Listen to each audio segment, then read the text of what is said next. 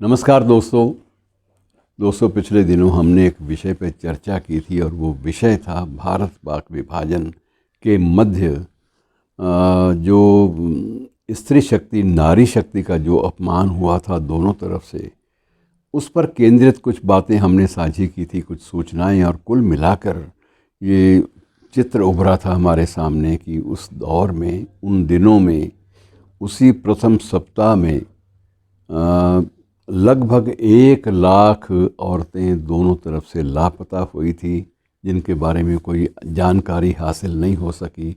लेकिन जितनी धीरे धीरे जानकारियाँ मिलती गईं, पता चलता गया कि इनमें ज़्यादातर केसेस अपहरण के हैं, और उसके बाद बलात्कार के, और उसके बाद आत्महत्याओं के, और कुछ एक आंकड़े आत्महत्याओं से, बलात्कारों से जुड़े हुए थे, और कुछ एक ऐसे थे जिनमें बलात् धर्म परिवर्तन किया गया था।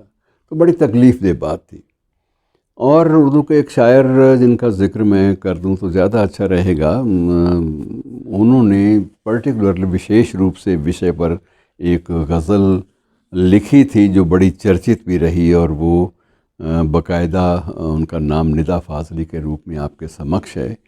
तो निदा साहब की सबसे बड़ी त्रासदी ये थी पारिवारिक की, जब वो विभाजन के समय वो स्वयं तो आ गए, बम्बई आ गए। उनको लगा कि यहाँ ज़्यादा मुझे मेरा सम्मान होगा, मुझे रोज़गार मिलेगा, मुझे एक शायर के रूप में और एक पटकथा लेखक के रूप में, एक संवाद लेखक के रूप में भी मुझे कोई ना कोई सम्मानित जगह मिल जाएगी जिससे 4 पैसे मैं अच्छे बना सकूं।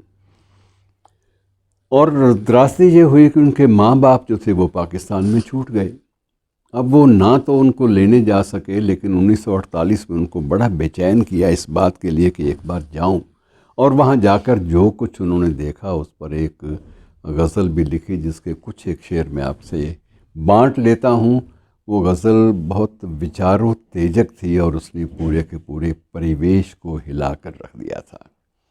तो गज़ल का जो पहला मिसरा है वो सुन लीजिए कि इंसान में हैवान यहाँ भी है वहाँ भी, इंसान में हैवान यहाँ भी है वहाँ भी, अल्लाह निगहबान यहाँ भी है वहाँ भी, और खूंखार दरिंदों के फ़कत नाम अलग हैं। खूंखार दरिंदों के फ़कत नाम अलग हैं, शहरों में बियाबान यहाँ भी हैं वहाँ भी। खूंखार दरिंदों के फ़कत नाम अलग हैं, शहरों में बियाबान यहाँ भी हैं वहाँ भी।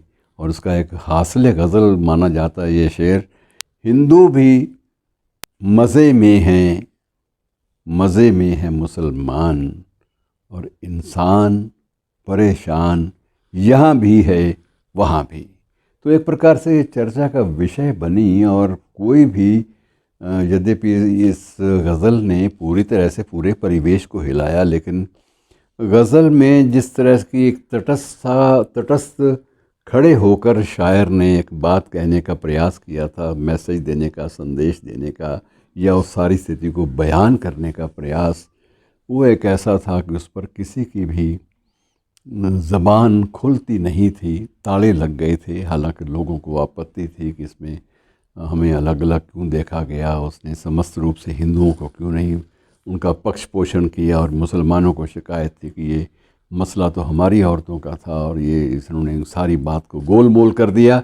लेकिन बहरहाल जब लेखक या शायर या कवि जब भी लिखता है, जब भी कलम उठाता है, तो उसके सामने अपनी जाति या अपना मज़हब, ये चीज़ें, छोटी छोटी चीज़ें उसके सामने नहीं होती। एक व्यापक नज़रिया होता है जिसके माध्यम से वो समय को मुखातिब होता है, समय को संदेश देता है, और उस संदेश में मित्रों एक चेतावनी भी छिपी होती है।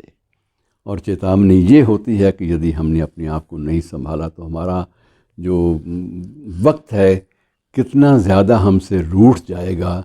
इस चेतावनी को लेकर निदा ने ये गज़ल कही थी। शुक्रिया।